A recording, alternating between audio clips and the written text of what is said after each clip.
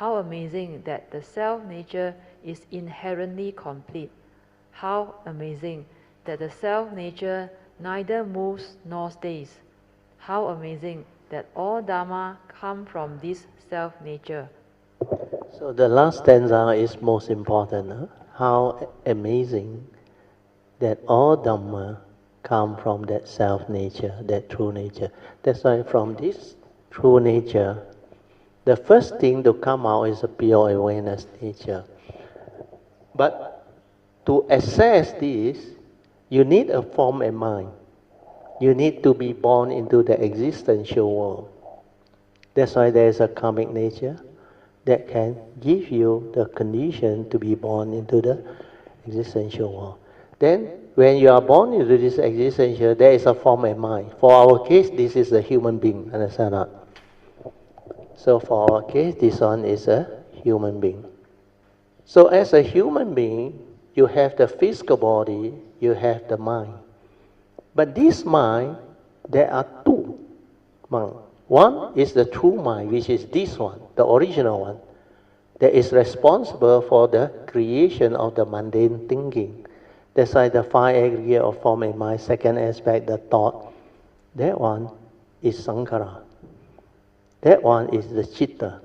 That one is the one that actually developed this mundane mind, mundane thinking. All of creation. From there, it creates the phenomenal world of consciousness.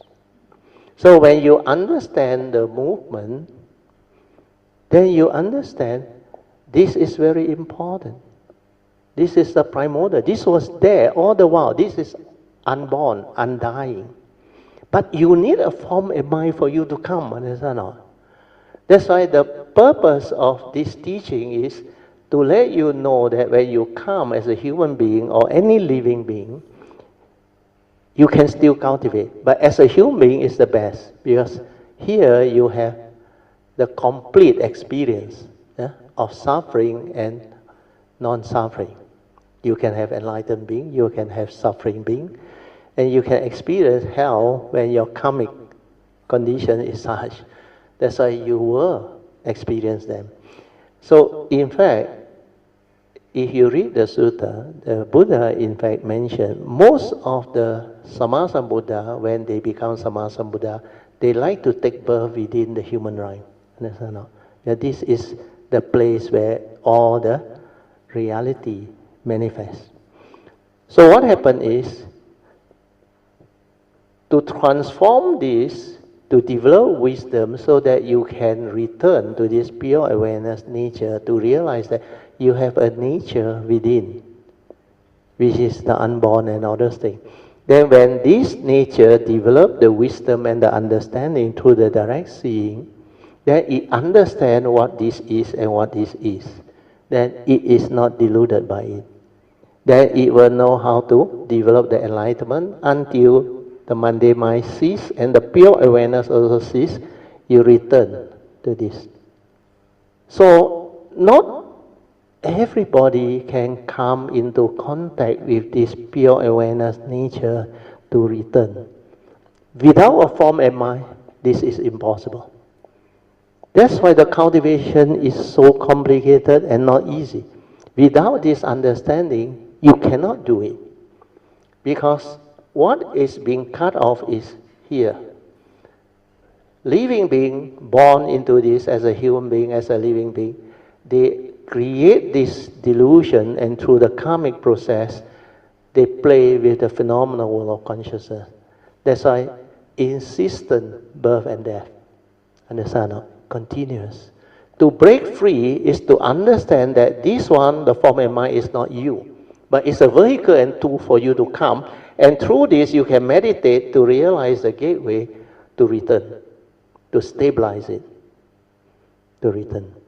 You can do the same way also, and free. But the Bodhisattva way, you need to develop the fourth support, which is the gateway to come back to here. Then from here, you will know how to cease and develop this pure awareness nature meditation until you can illuminate this nature. That's why the Bodhi mind, that illuminates the nature is the third stage of Bodhi-mind development. Then when he completely illuminates, he will understand the unreality of all this, and he will know samsara is no more a problem. That's why the fourth stage of Bodhi-mind development is Bodhi-mind that can renounce samsara. Samsara is no more an issue. The birth and death, to them is wonderful existence. Understand? It's no more like before.